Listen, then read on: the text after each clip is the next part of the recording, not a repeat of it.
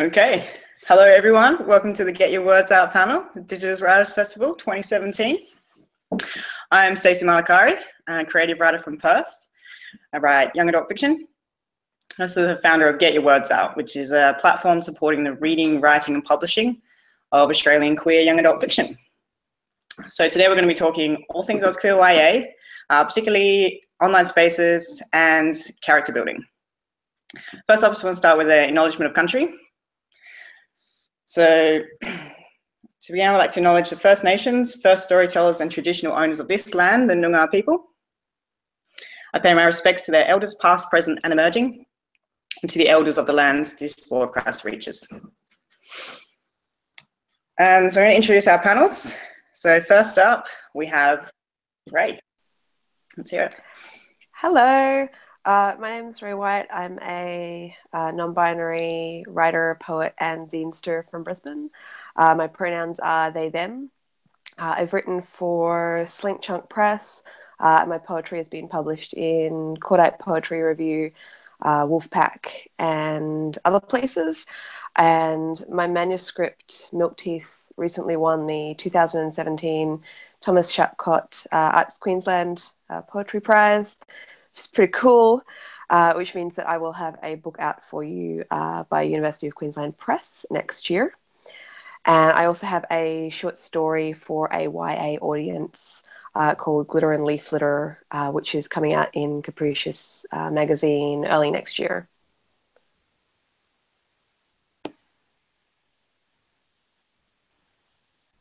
Hi, I'm Geordie. I'm a writer, a youth literature advocate, and also a support worker for LGBTI+ young people. And that's probably most about me. My pronouns are also they, them.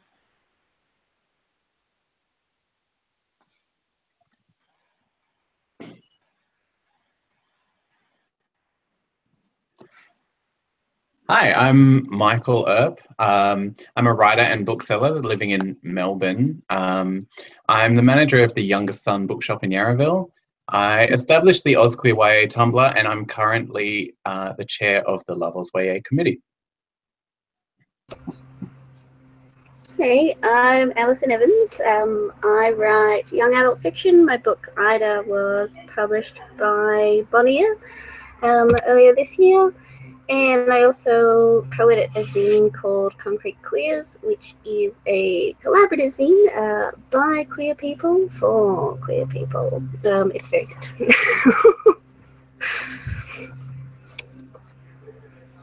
Awesome. So happy to have you all with us. So this panel today is about all things AusQueerYA, why it matters, why it's important, and how to particularly create good queer characters. Characters aren't offensive, basically. Also how we hope to see this genre grow. We're going to keep things pretty broad just to give everyone watching kind of some starting points to work with. There's a lot that happens in the genre and there's a lot of exciting things that we can talk about. So we're going to put it all out there. If you've got questions, you can throw them at us on Twitter using the hashtag DWF17. We'll hopefully have some questions we can answer at the end of this session. Anything we don't get to, we'll be posting it up on Get Your Words Out. On Twitter, you'll be able to find heaps of info after. So to start off, we're just going to do a few definitions. You've already heard the word queer quite a few times. The word queer can have a lot of different meanings. In the context of this, in the context of Get Your Words Out, we use it as an umbrella term for LGBTQIA+. Mainly because LGBTQIA+ is a mouthful to say and to type. So we use queer to cover all sexuality and genders that come under that acronym. Anytime you're using it in your writing or you read it, it might not necessarily mean that. Everyone uses queer in different ways. So if you're going to use that in your writing or you come across it in an article, research first. Check what you think it's going to mean. But in this case, that's what we're referring to when we say queer. So we're going to start off, Geordie's going to run through a bit of a 101 for us of what those things stand for, what LGBTQIA+ means in the context of this. Geordie? Awesome, thanks. Yeah, super quick run through. We'd definitely encourage anyone watching that wants to know a bit more about any of the identities that we touch on to go away and do further research. So I'm expecting that a lot of people will have heard or seen an acronym, possibly that, or something like that, a few different versions. So the L stands for Stacey. The L stands for Stacey. L stands for lesbian. Lesbian, particularly a female identifying person who is primarily attracted to other female identifying persons. And Michael, would you like to give us a run through of the G? Sure. So broadly speaking, gay can refer to anyone who's sexually attracted to members of the same gender. However, it can be more specifically applied to people who identify as male in the same way that lesbian describes people who identify as female who are attracted to the same gender. Awesome, thank you. And the next in the alphabet is B. Alison? So B is for bisexual. For me, it means that I am attracted to people of the same gender and people who are a different gender. So it's very broad. You're all very pretty. Hey, thank you. And next we have T. Ray. T is transgender. So a transgender person is someone whose gender differs from the one that they were assigned at birth. And opposite to that is cisgender, which is a term for people whose gender matches the gender that they were assigned at birth. Cool, thank you, Ray. Next we have the I, which sometimes gets left out. Most people might just see an LGBT. The I stands for intersex, which is sometimes confused with transgender, but is a separate thing. And intersex refers to a biological variation that could be in a number of forms. So it could be relating to hormones, chromosomes, or sex organs. So it's not just one thing, and there's more than 30 different intersex variations. So definitely one to research if you're going to be using that at all.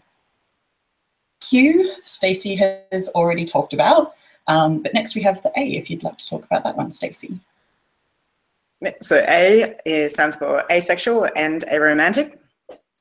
Asexual are persons who experience no sexual attraction to the persons around them, and aromantic in they experience no romantic feelings or desire to.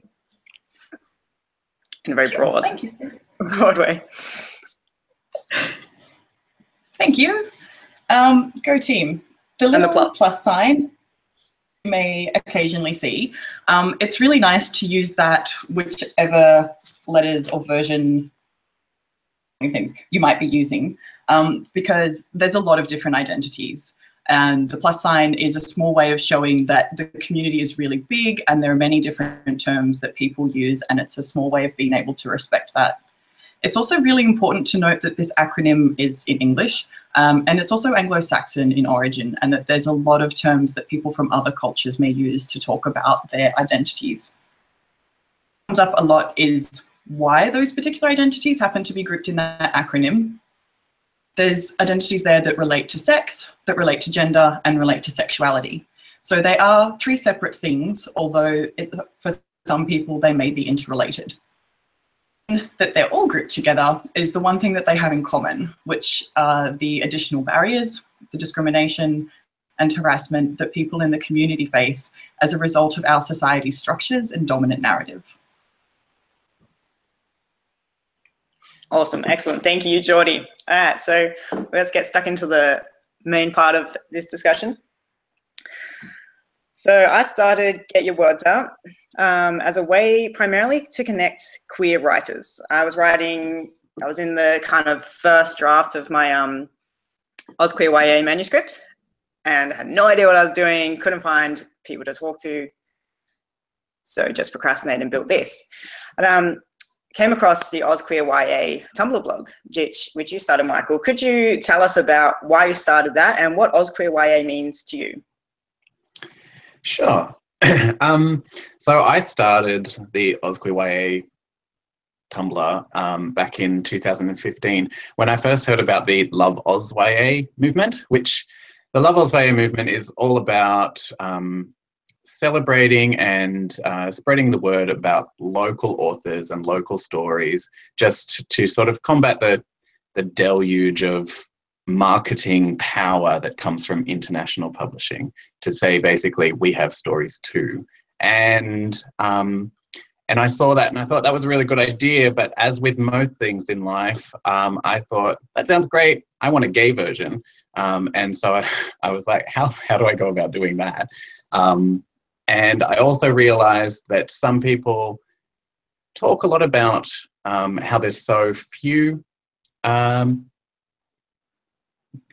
queer stories by Australian authors out there, and I thought I really wanted to explore how many there were. I wanted to find out and catalogue them, basically, because I have a very structured brain, I think, and just wanted a complete list as best I could.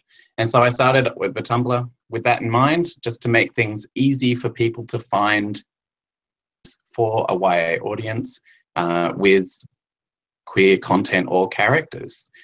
So that's broadly how it came about. And then I had to define it somehow. So for the purposes of my blog, that's how I defined it. It's written by Australian authors, marketed or at least highly read by young adults, and contains LGBTQIA themes, characters, or content. And so, you know, I'm obviously most interested in the queer protagonists and prominent secondary characters, but I wanted to include even the books that contain a single, you know, an aunt who's a lesbian, or, you know, the kid at school who has two dads, any of those, just because when I read something like that, I think I exist in this world, and it's really refreshing to exist in a literary world.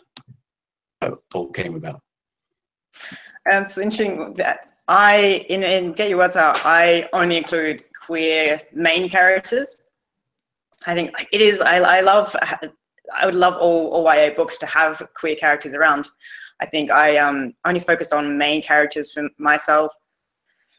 One, because there's the broadness of it. I wanted to kind of scale it down a bit to be able to focus more. But I find sometimes people overplay. They go, well, I've done enough because I put a queer aunt, neighbor, cat in my story. I think there's an importance in recognizing the difference between how a reader can be affected by a very, very secondary character versus a main character. Jordy, I want to throw it over to you. Like, why do you think it's so important that we focus on this AusQueerYA and kind of really set ourselves apart? Because there can be some of that, people like, you don't want to be excluded, you want to just be normal, and like, you don't want to be diverse, and you just want to be seen as part of the cultural landscape. So why do we keep, you know, making ourselves stand out in this way and pointing out when there's a queer character? Why do you think it's important that we keep focusing on that? It's exceptionally important. So teenagers are at a time in their lives where they're really starting to get a sense of themselves and the world around them. And a quote that I use a lot in my work that I absolutely adore, that's by Adrienne Rich, is, when someone with the authority of a teacher describes the world and you are not in it, psychic disequilibrium, as though you looked into the mirror and saw nothing. That's what books really do for young people, is that they provide a reflection of the world. And if you can't see yourself, it's not possible to see a future for yourself. So having the representation is so important. It helps build empathy for all readers as well. And the other thing that I really like to highlight in terms of why we're really vocal about the queer stuff in particular is that the world is hugely diverse, and it is really important to have diverse representations of all identities. Particular challenge when they're young, because it may not be safe for them to come out, and because they're invisible. So I know that there's a really common idea of gaydar, but it's not a guarantee. You never really know what someone's identity is unless they disclose it. So if you're a young person and no one around you has disclosed, you're generally coming from a family that doesn't have the same lived experience or possibly understanding of your identity and what you may be going through, unlike people from some of the other minority communities, that there can often be more of a family experience to help provide that support, whereas there's a particular isolation with being queer. Yeah, like one of the first places a lot of people see themselves is in queer books or movies. The big thing now, which I didn't really even have when I first came out, is these online spaces. It's one of the first places you will find community and find friends and find people who identify the same as you is online. And that can be an amazing thing. I think like we're online right now, get your words out, primarily online, Twitter, Instagram, you can find all these people, which is fantastic because it can be a safe place. You don't have to be, you can be anonymous for as long as you need to feel comfortable, especially as a teenager when you're not sure if you're going to be accepted. It can also be scary because everyone else gets to be anonymous too and can hide behind their screens and say horrible things. Ray, you're based in Brisbane. A lot of the queer community, or some of the big literary community especially, is in Melbourne and Sydney. So I'm in Perth, you're in Brisbane.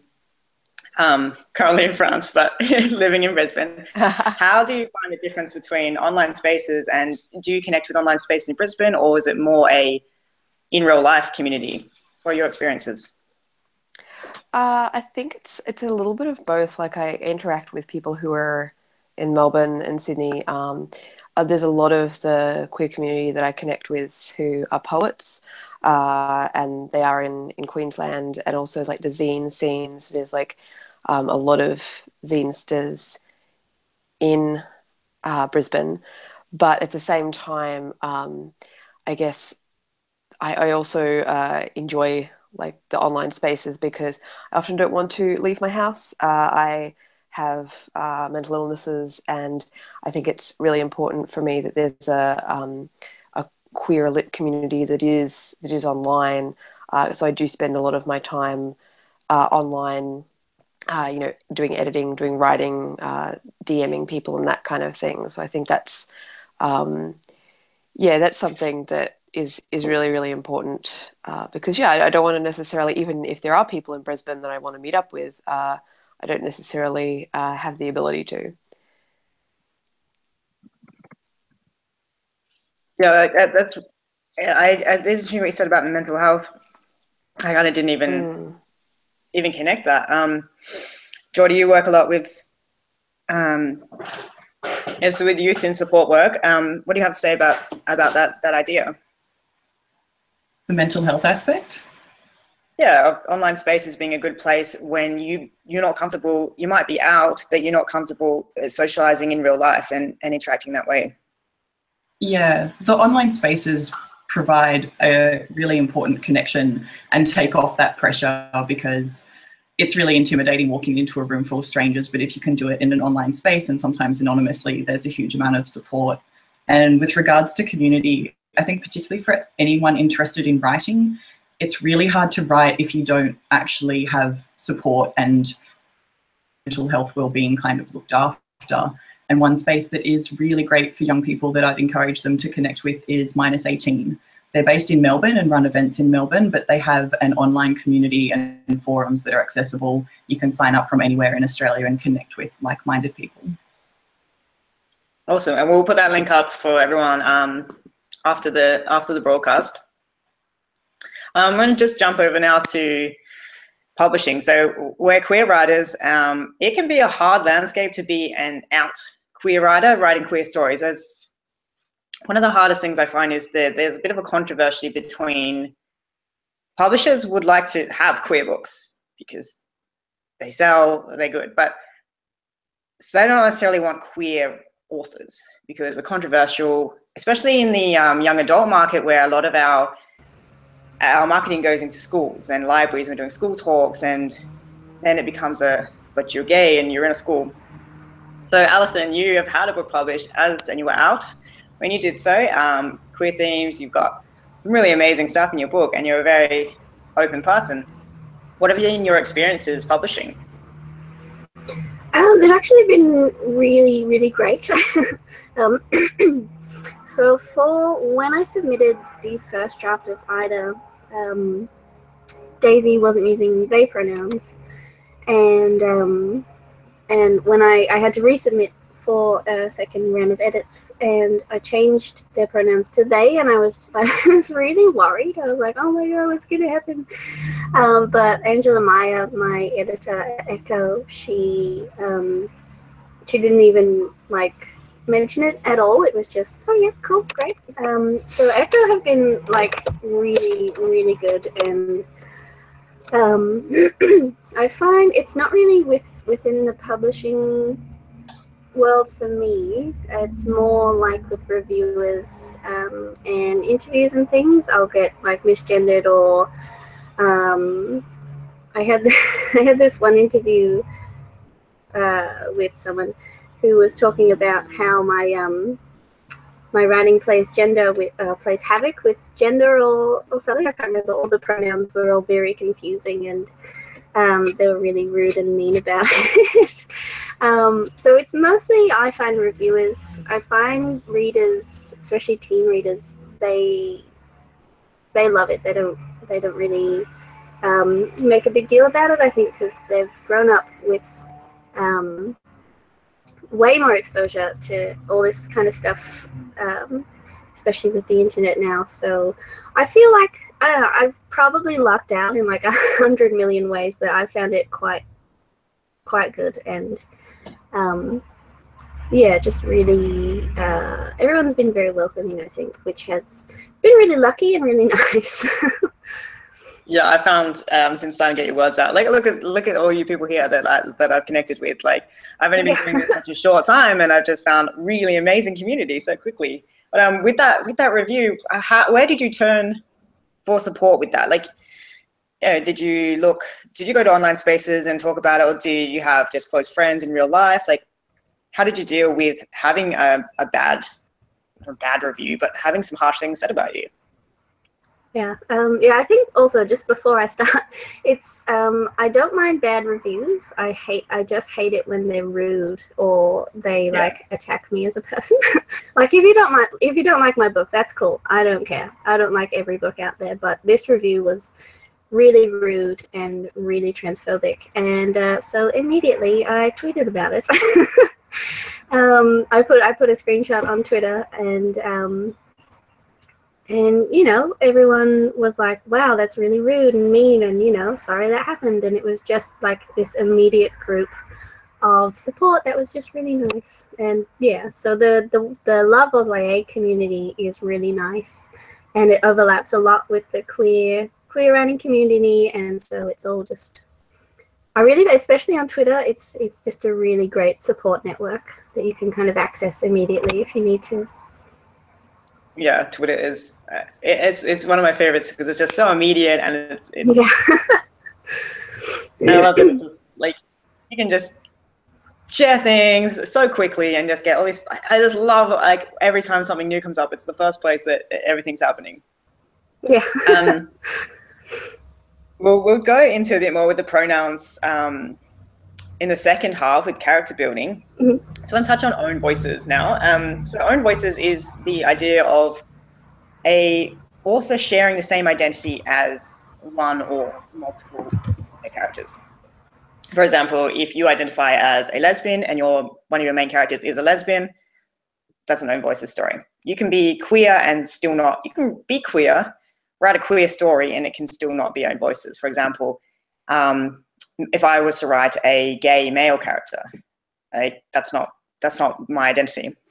There is some confusion around own voices, and that it's hard to kind of get the idea that own voice isn't necessarily a better story, but there is a huge importance in own voices. And it's really important that marginalized voices, like marginalized stories, are being told by the same marginalized voices, I think. Not instead of, but inclusive of.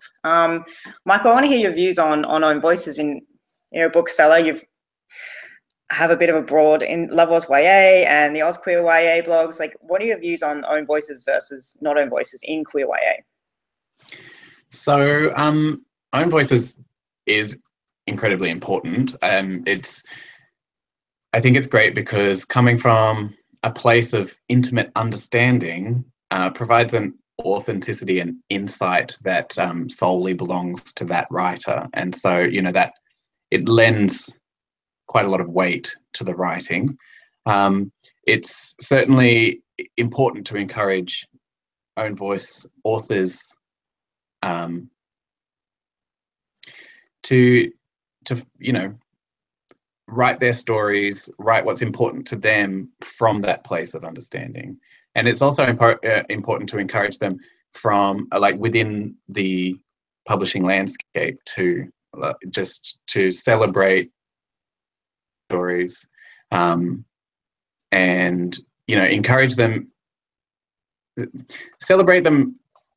I'm trying to work out exactly what I'm trying to say, but basically that, yeah, own voices is important because that person has experienced that exact identity.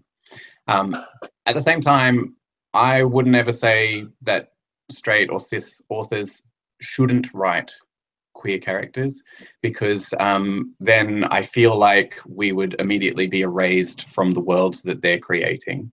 I think every author needs to ask themselves, is this the right story for me to be telling?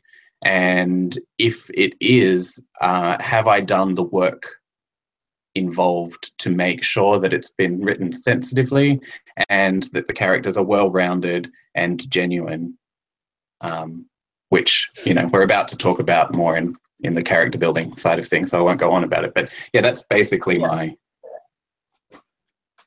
feelings. Definitely. I think what I find it comes down to is advocating for own voices isn't advocating for solely queer writers to be writing queer stories. Queer writers can write non-queer stories as well, as whatever you want.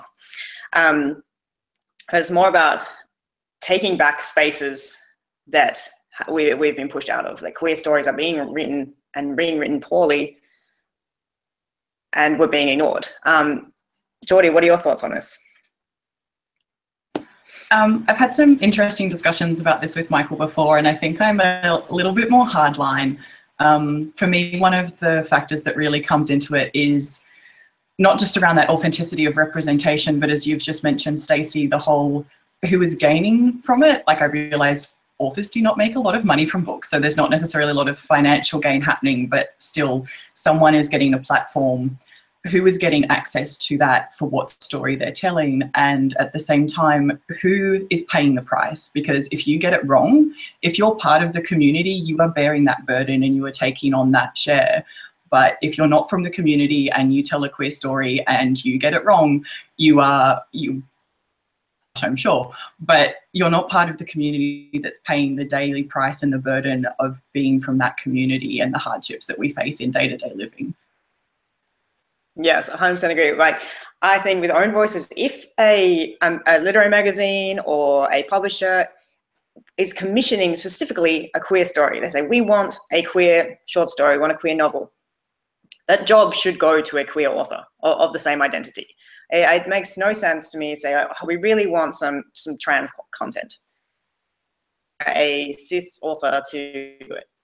It doesn't make any sense to me, I think, because it's monetary, and someone is gaining. They're gaining maybe money, but at least the platform, they're getting space. They're getting space in the queer community, and they're not in a way from us. Yeah. Space for. Yeah. Sorry, you go, Jodie. I was going to say, I think space is one of the really big words for me, and that comes up. I mean, the very definition of being an ally to any community is about providing someone a platform and holding that space for them. And if you're telling a queer protagonist, first person kind of narrative, and you're not from that experience or that community, it feels a bit like you're taking space away. Yeah, I agree. And that can come across, that can come across harshly to non-queer authors who go, well, then what do I do? Then people either say, well, I just won't write any queer characters, I'm too scared to now. Or they get angry, I don't know, it's a very sensitive topic. So I think that's why I set out to we need more education for non-queer authors or queer writers writing outside of their identity, which is another thing that's important too. Because just because you're gay, if you're cisgendered, doesn't mean you have the voice to write about a transgender character just off the top of your head. You still need to do the work. How can we write these authentic characters? What does it mean to you, Ray, to write an authentic character? What does authenticity in the queer community look like? Well, I guess in terms of like being realistic, I mostly write characters who I would want to be friends with and who are, I guess, who aren't just their identity. They're multi-dimensional, and they also, you know, they have interests, they have, you know, relationships. You know, they're super into gardening, something like that. And I also think it's, you know, even though I do like to make them multi-dimensional, I think it's important to make sure that their queerness is part of and influences their life. Because, you know, let's face it, like I think, you know, being queer affects, you know, who we are, it affects what we do, it affects where we go, you know, especially, you know, with, you know, the current climate in Australia, you know, it affects, you know, so much about our lives. So I think that's important to put in a character as well, and you know that influences how they interact with other characters. And I think it's important to you know, use different queer resources by queer people. I personally don't feel comfortable writing characters who, you know, are non-binary, but if I do, I always make sure that I do my research if I'm writing a character outside of my identity, because I think it's important that we educate ourselves and don't just go up to, you know, our you know, if I'm writing a lesbian character, I go up to my lesbian friend and go, hey, can you help me with this? Because it's not their job. So that being said, though, if I am struggling with a character, I do think it is important to run it past someone who is of that identity, but just making sure that it's not something that's going to, you know, to burden them. Because yeah, once again, it's not. It's this I guess this hard thing where it's, you know, we have to educate ourselves, but we don't want to get it wrong. But at the same time, it's hard to go and chat to someone who is of that identity, because you don't want to burden them. And you know, it's not their job to educate you. So it can be difficult to write queer characters, but I think it's important, you know, that you do your own research and that characters are multidimensional. One thing I'll say there, with that, it isn't okay to just to go up to your friend who just out of the blue and ask them to. But there is a community, there is online support for that. So if anyone watching, sensitivity readers are a real thing and a job. You can find a lot of them on Twitter. I'm going to put up a resource list of some I know that are sensitivity readers for multiple different everything, for anything you're writing. You're as a sensitivity reader who they're willing to do it. You don't have to ask a friend who isn't okay with it. There are people who put their hands up, including Get Your Words Out. That's part of the platform here, is that I'm a person who is willing to take on that to an extent to educate. And there's a lot of people in the community who are like that. And those are the people you need to turn to. You don't harass random gay people you see on the street. What do you think of this gay thing I found? Like, find this, and there's resources. We'll put it up on Get Your Words Out for you after the feed for everyone. But there are people you can go directly to. The same way as if you're doing research on any topic, you're doing research on your character as a doctor. You don't just go into a hospital and start asking random doctors. Like, there's resources on this of how to write things well. I want to talk us now into like a bit of fun. We're pretty serious and queer here. What are some good and bad things that we're seeing in YA at the moment? Like, there's the real serious one of the bury your gays trope, which has I was gonna say it has died off lately, and then I was like, well, that's a good pun, I guess, but it got weird. but I haven't seen it happening as much in the last sort of 6 months. I don't know if there's a real shift away, but maybe I'm just watching better things now. And the Bury Your Gays, for anyone who's not familiar, is where there's a queer character in it, particularly in mainstream TV or books, and they get killed off for no good reason. And they'll be the only queer character in this particular media, and they get killed. Some other things I really hate is the awkward lesbian. There's just like a super like, ooh, there's an awkward lesbian, and then they meet a girl and suddenly they're just like confidence and happiness. That's one of my personal dislikes, because I'm like, you can be confident and happy before you've met someone. Sassy gay friend, Michael says. Sassy gay friend, another one. So Geordie, what are some of your favorite ones? What are some good and bad traits that you've been noticing in YA recently?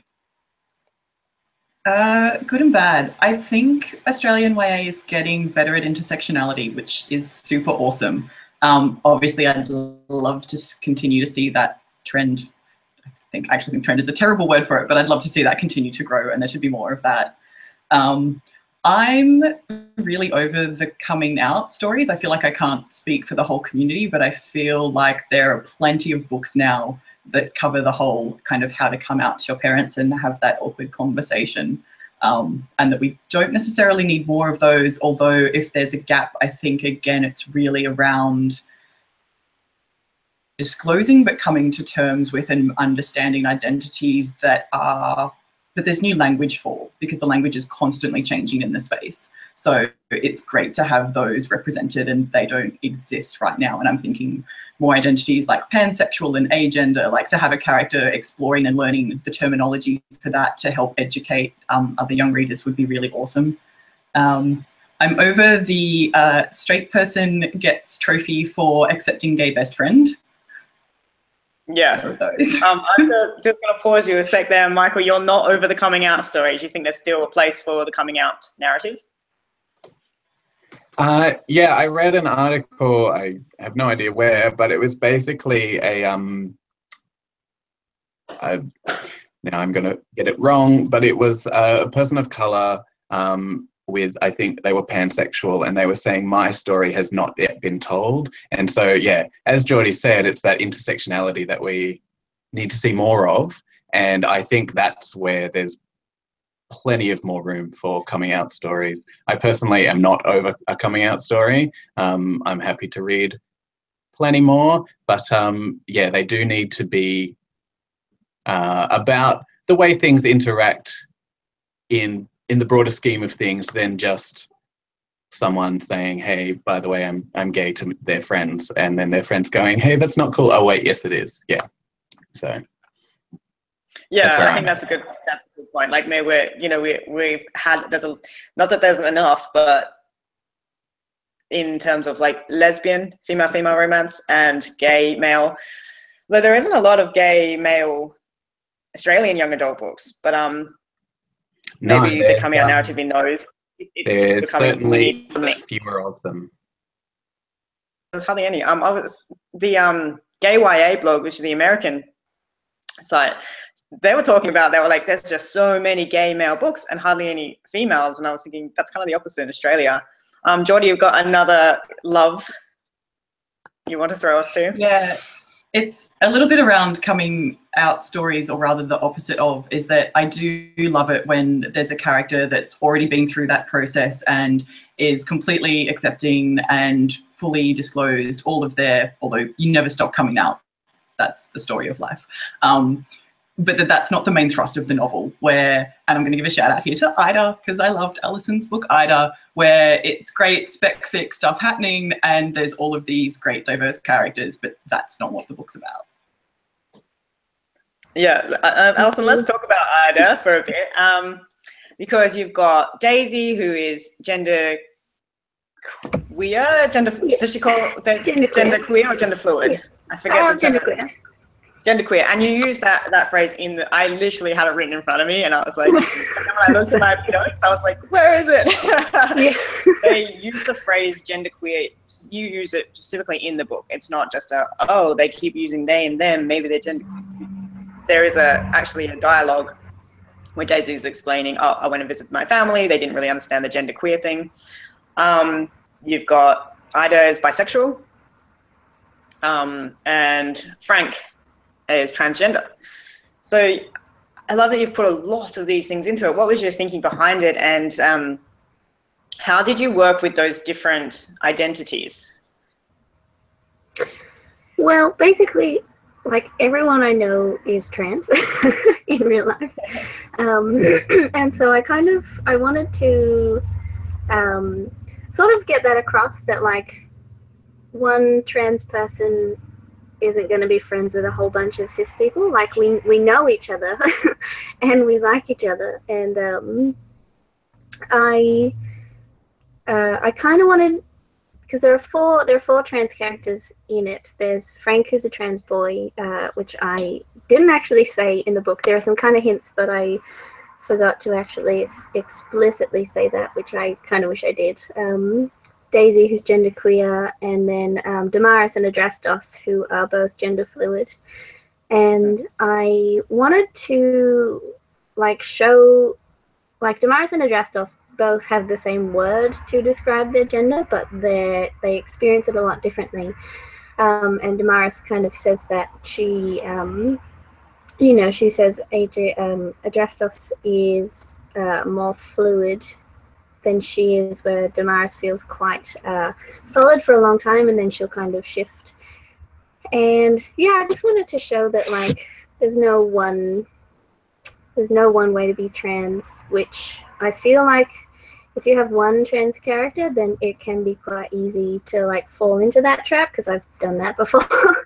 And I just wanted to show just how broad and hugely diverse and great being trans can be. What would be some advice to particularly non-trans writers to write trans characters or gender fluid or genderqueer characters? What are some of your advice of how to do that, authentically and not mess it up? I think read trans characters written by trans people first. Read about why what trans characters we don't like.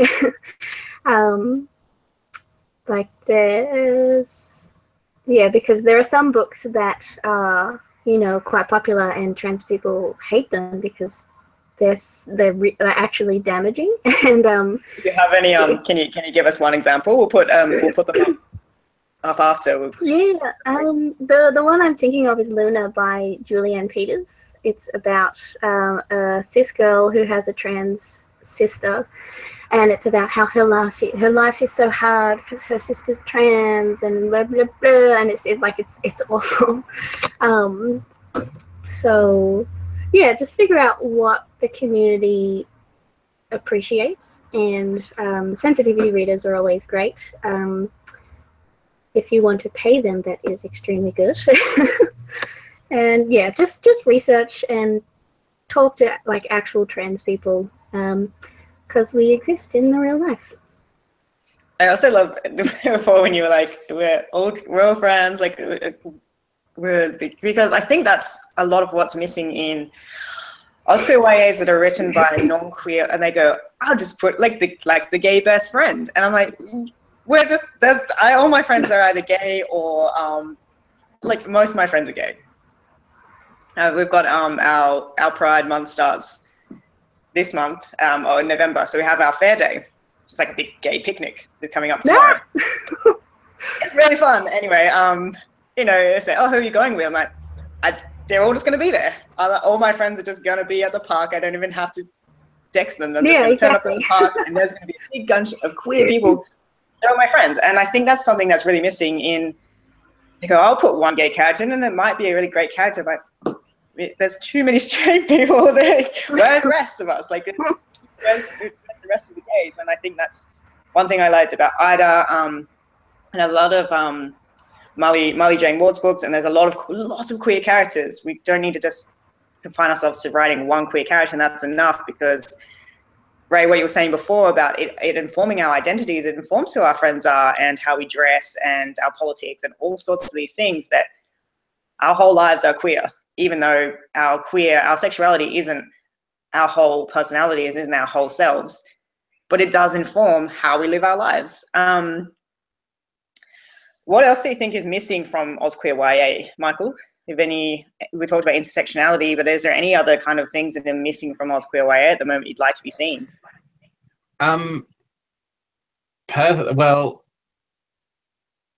Genre fiction. Yeah, Ida was great. Welcome to Orphan Corp. You know, these are great because they're speculative fiction. But where's the fantasy? Where's the fantasy with queer protagonists? Like, I know it kind of exists out there in the world, but it's certainly not happening in Australia. Space, like, so many people in YA go to space. Where are the gays in space?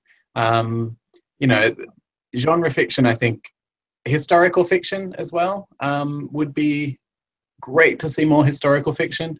There are examples. I don't want to say that these don't exist, because there are examples of Australian YA that is genre fiction or historical, but I just think there can be so much more of it, particularly because how much straight stuff gets written. Yeah, it would be just so good to have a bit more genre fiction, particularly for someone like me who really struggles to read contemporary fiction. I mean, I love it if it's gay, but if it's a straight contemporary fiction, I'm not actually that interested. Whereas fantasy is where it's at for me. So yeah, I'd love to see more of it. I think fantasy and sci-fi, especially like future sci-fi, like is a really good place for non-queer writers to start getting into writing queer characters, because everything's already like completely outside of your norm. You know, you're not living in space, so you're already having to think about, okay, well, how do I live in space? If you're not in a queer community, yeah, like you can think about things that are different, such as gender. You can fuel your imagination to think about how you can exist. Whereas I think contemporary writers, non-queer writers, get stuck in the, well, this is my world and there's no queers in it, so how do I do it? Alison, what are your thoughts on writing genre fic?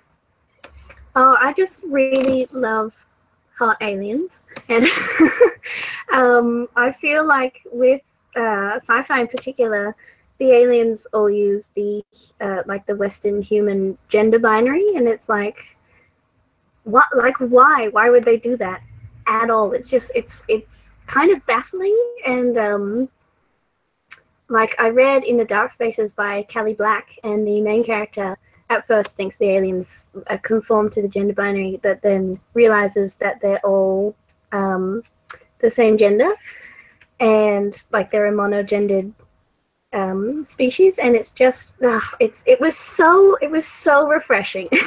And even if the book was awful, it's probably the best book I've read this year. I love it so much. But just seeing that kind of, just even that thought process that like, oh, okay, the gender binary is not a given, and it was just just so good, and love that book. You should read it. Yeah, I haven't read it yet. So Ray, we're getting to the end of our panel, but where do you see the future of AusQueerYA going, or queer writing in general? Because you're more of a poet. Where are you trying to push yourself in your writing, and where would you like to see this genre grow to? Oh, I think, well, I have a story I mentioned before coming out in the Capricious magazine, and it's like the gender diverse pronouns issue, and in it, two of the characters are friends, and they snuggle, and there's nothing romantic. And I think that's where I would like to see things going, is there's these different kinds of relationships. I think a lot of the time we focus on one or more of the main characters, getting together in a romantic way and also getting it on, which is diversifying, that's also something that I think needs to happen, especially in queer relationships. But I really love seeing really wholesome, beautiful friendships where characters are just, they don't necessarily have to be ace, but they can be just snuggling and being nice together. And also, yeah, in my work, in the book that I have coming out next year, which is very exciting, I do have a lot of queer and trans poetry. So obviously, I'm always flying the trans and non-binary flag. I would love to see a lot more, queer and trans stuff out there, and just honestly, like just a lot more wholesome trans characters. To be honest, like we need to be writing that. Hopefully, that's something that I can participate in as well. Hey, you never know. This time next year, I might have another book out with a trans character. Who knows? But I would really love to see that as well. Michael, same question. What I'd like to see more of. Yeah, and what have you got coming up? What's on the cards? Oh, what's happening with me? Yeah. So there's something really exciting that I can't actually talk about yet until contracts are signed, but watch this space. Also, my Tumblr is getting a dramatic makeover that will make it such a better resource as far as finding AusQueerYA and with clearly labeled content too, so you know whether you're going to be getting a protagonist or a tertiary character who happens to be in someone's lounge room in one scene, which will be great. And as far as what I'd like to see more of in the industry, I also want to see more queers move into the publishing sector, and queer editors, queer publishers, to really give voice to our community. And because it's one thing to write these stories, but it's completely other to have allies championing them and getting them published, because that can be the hard part.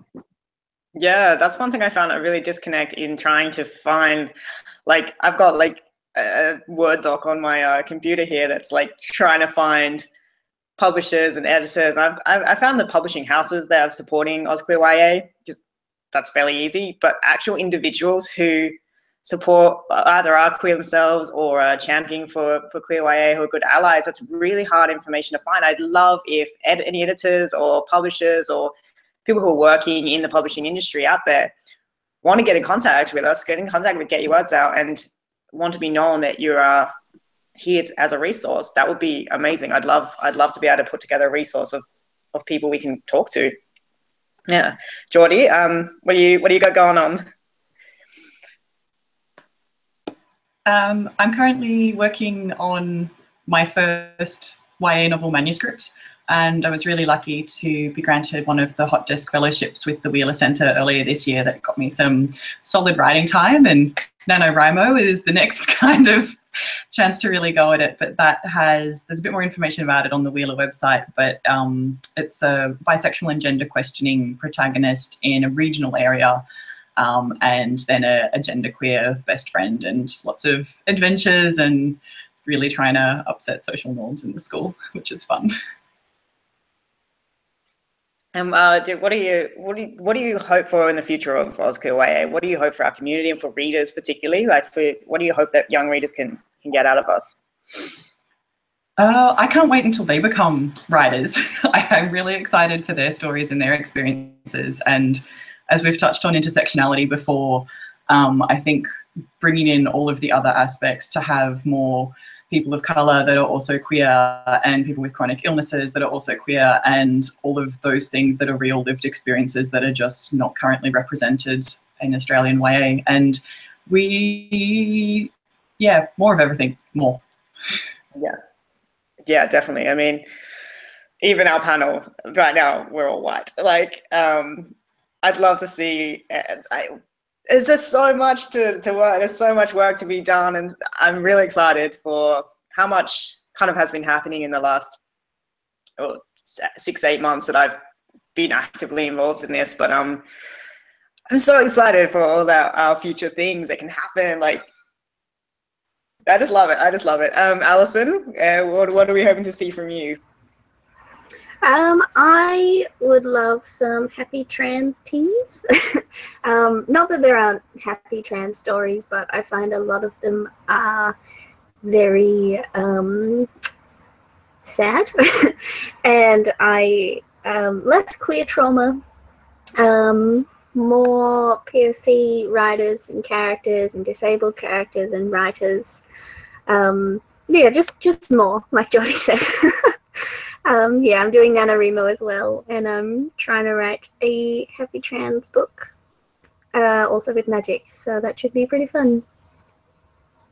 Yeah. Sounds happy trans and plus magic. So Yeah. magic. I'm doing NaNoWriMo too. I'm working hopefully final draft of mine's there's a lot of queer, just all the queers basically in a surrounding mental health and fantasy. It gets into a alternate world out there, mental health problems, which sounds cool, and I explained it. Probably going to work on my pitch. So I'm just checking out the Twitter here. We're loving hot events and gay picnics, which if everyone's watching in Perth and you're not going to Fair Day tomorrow, go to Fair Day tomorrow. It's at Birdwood Park all day. I'll be around being super gay. It's family friendly. Bring your kids, whatever. Bring your grandma. Just looking at some of the points here, that sensitivity readers and own voices kind of touched. People liking to talk about own voices and sensitivity readers. So I just want to do another shout out and remind everyone that after this thing, I'll post the links on Twitter, but it'll be on getyourwordsout.com, which is the main Get Your Words Out site. We'll post the resources to everything we've been talking about today. And I'm not saying like 5 minutes after this broadcast, like it might be a few hours, but unless I forget and just go to the gay picnic. But eventually we'll put it up when the link's out with all the resources. If you're a sensitivity reader and you'd like to have a shout out, get in contact with us. You can tweet me or send me an email if you prefer with your contact details, and let me know what you're a sensitivity reader for. Hopefully we can connect some writers to readers. Yeah, this has been such an amazing time talking to you guys. I just love all things AusQueerYA, and I'm super excited to see what we come up with next. Any last comments before we sign off? I think I had a comment. Someone had a question on Twitter. They wanted me to talk more about the book that I have coming out, but I can do that on Twitter if you follow me at wings_humming, and I can answer any questions there. But yes, I have a poetry book coming out. It's called Milk Teeth, and there'll be lots of trans poetry, lots of creepy Australian poetry, lots of weird stuff, writing with emojis and poetry with HTML in it. Like it's a wild time. It's coming out through University of Queensland Press. Should be a good time. I think it'll be mid next year.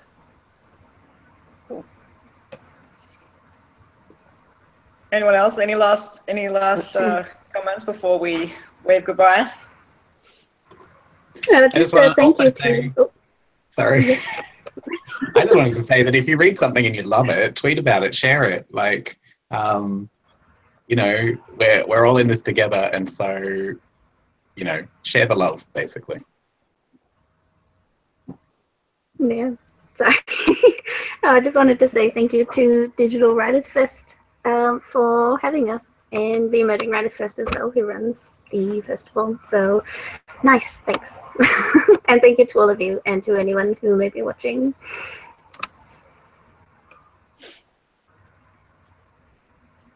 Jodie, anything? Or is that you're good?